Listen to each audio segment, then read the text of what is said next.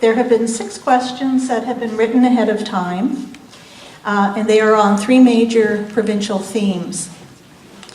The candidates will all have the opportunity to make an opening address to you, and then we are very fortunate to have Peter Milliken as our moderator, and he will shepherd the candidates through the questions and their responses.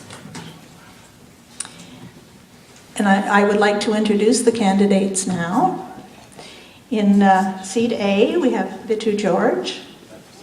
In B, Harvey Rosen. Seat 3, Sophie Kivala. And last but not least, David Morris.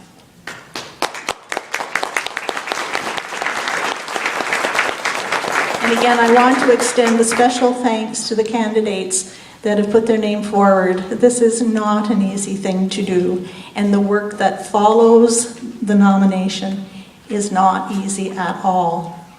So while we're very fortunate, John Gerritsen is still our MPP. He will continue to serve until the next general election is called. So after the nomination contest, and we have a candidate, we will have 2 people in Kingston and the Islands. We will have our MPP, John Gerritsen, and our candidate for election in the next general election. Without further ado, I will turn the procedures over to Peter Milliken.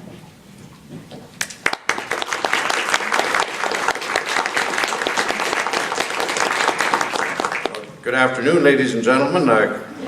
It's a pleasure to be invited to be here to chair the proceedings today. It should be a most interesting discussion and debate between our 4 candidates, wonderful candidates who are seeking the nomination. And I'm sure that you're going to enjoy the discussion that we have this afternoon. I'm looking forward to it very much. The procedure this afternoon will be that there will be opening statements by each of the candidates, 3 minutes. Time will be enforced in this regard. And then there are questions that have been proposed by the riding executive in 3 subject areas that I will put to the candidates after the opening remarks are completed, and each will get 2 minutes to respond to each of the questions that are put.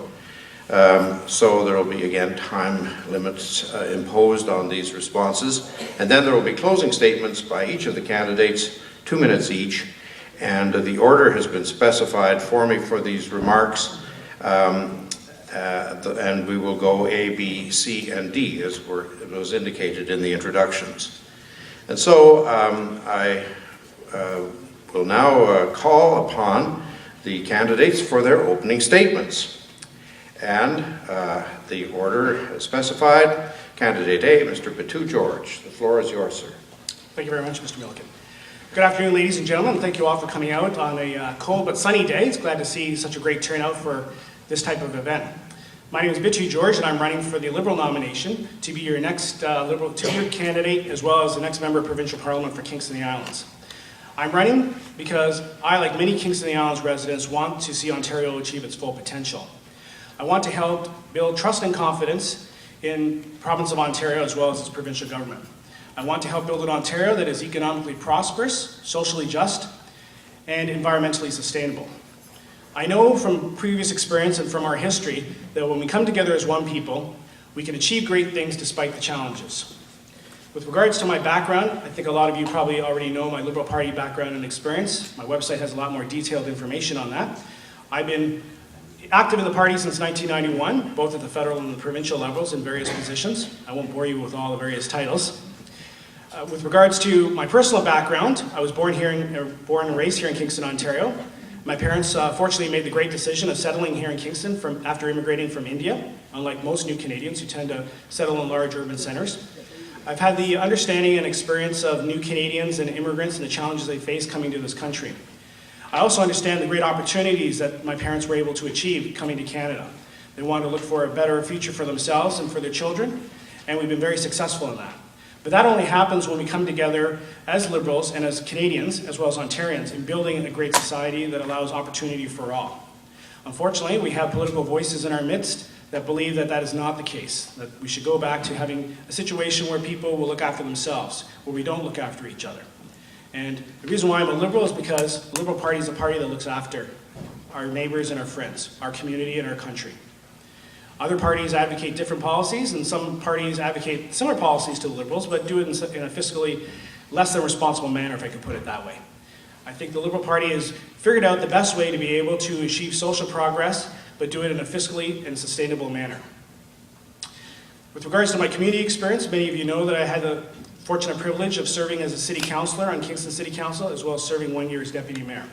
But I've also been involved in other sectors of the Kingston community, whether it be the hospitals, whether it be heritage, whether it be the environment, or in our education system. I'm presently the Vice President of the Kingston General Hospital Foundation. I'm past... 30 seconds! Well, all right, time just flies when you're having fun here. I bring a fresh approach, new ideas, persistence, and commitment and liberalism. And I look forward to answering the questions you may have and the questions we have today. And hopefully I'll be able to answer your questions in more detail with more time at the end of this All Candidates meeting. So thank you very much.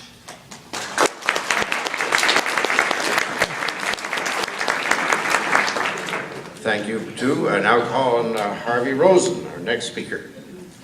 Thank you, Mr. Milliken, ladies and gentlemen. As you know, we're here this afternoon to assess the strengths and weaknesses of the nominees before you, to learn who we are and what we stand for. As I believe most of you know, I'm here because I care about the people of this riding. I want to serve you in the best way possible, with the power that liberal values bring to bear on the problems we face as a community within a great province, within a great country. There are, it seems to me, 4 areas of vital concern that will form the context within which the next election will be fought, and a fight it will be. Healthcare, jobs in the economy, the environment, and education.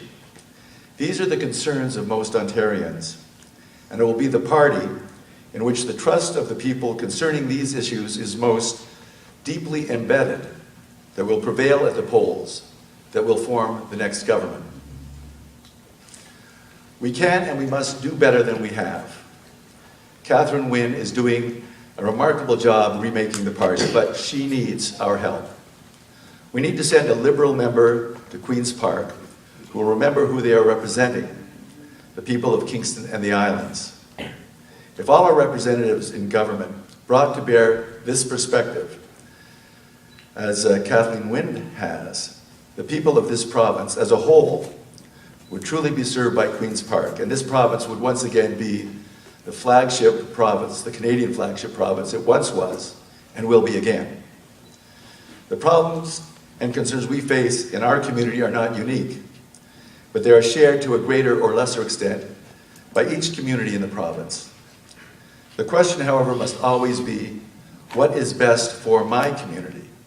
And to answer that question, I must work hard to listen to what you have to say, to what concerns you have, and to what you want and how you want your lives and the lives of your children to be improved. I believe we would find a remarkable degree of consensus on these matters throughout the province. In attempting to achieve the ends you desire, we cannot be profligate. However, we can and we must make the difficult choices among competing alternatives, demanding our limited and hard-earned resources. That is to say, we cannot have all we want, but we can, as a community, have all we need. And that is what it is the job of your government to deliver. Whenever John had the pleasure of announcing the granting of provincial funding here, he always made the point that it was not the government's money that was being invested in the riding, but merely some of the community's own money coming home. He knows that all politics is local politics. I'm afraid the time has expired for your remarks. It's amazing how quickly it... 3 minutes just flies by. Thank you.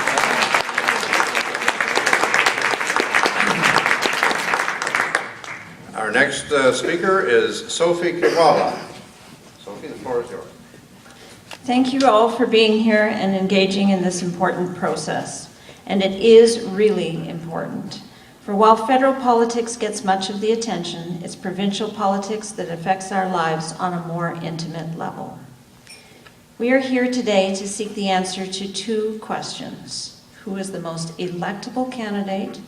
Who will best represent the interests of all Kingstonians?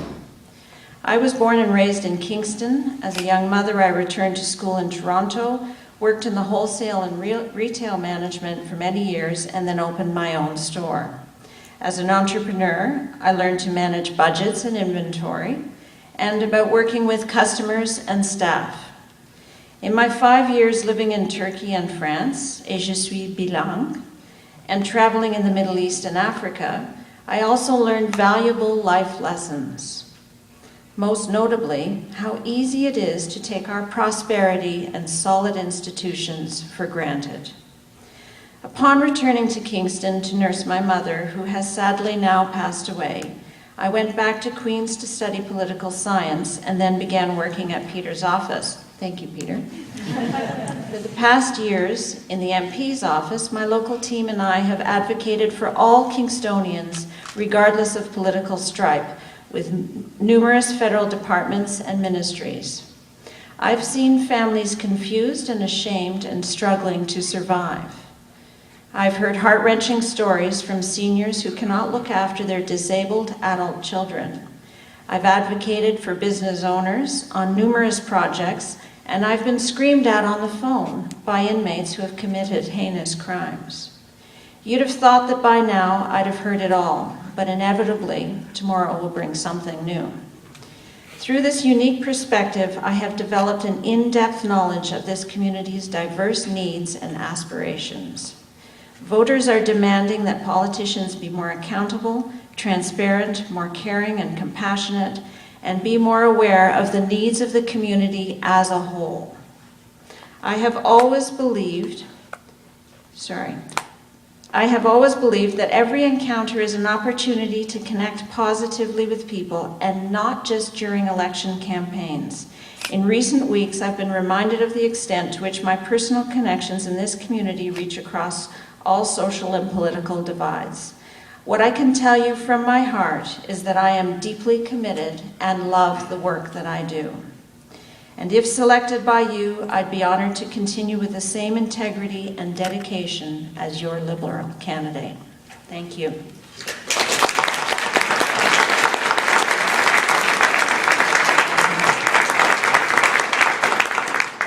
Thank you, Sophie. Now call on David Morris. Thank you. Good afternoon, friends, and thanks for being here, and thanks to Catherine Milks and our KIPLA Nominations Subcommittee for organizing this afternoon's event. And Peter, thank you for agreeing to be here. I understand Peter was a little nervous about his duties today. Apparently, after 10 years of presiding over question period in the Commons, the prospect of people actually answering the questions they were asked, and I hear he's a little concerned his game will be off.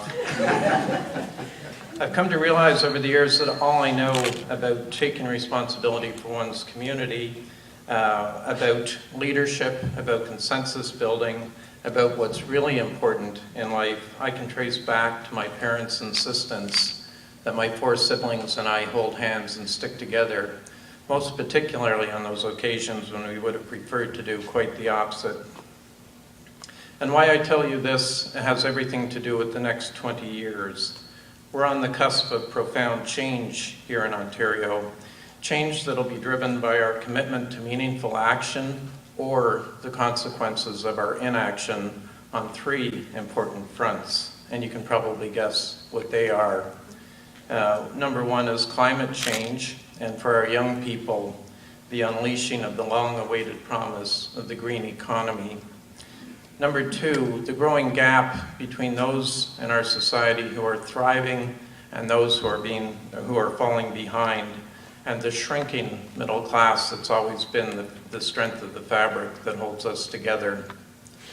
And number 3, the growing gap between our increasing need for essential public services, and of course, healthcare tops the list, and the affordability of those services. The next 2 decades, I believe, could be a period of great turmoil or, as I believe, a renaissance, a rebirth of Ontario as an economic engine fueled on the byproduct of a revitalized, fair, and just society. Chaos or great creativity, I think the difference will lie in the strength of our resolve to hold hands and stick together as we take on the difficult conversations in the years ahead, and as we take on the challenges of what I believe could be, will be, a bright age ahead. Before this afternoon's out, I'll ask you to join hands with me to ensure that Kingston and the Islands helps shape the next 2 decades of our province's future, as it has helped shape the last 2 decades. For now, I'll invite you to simply enjoy this afternoon's conversation. Thank you.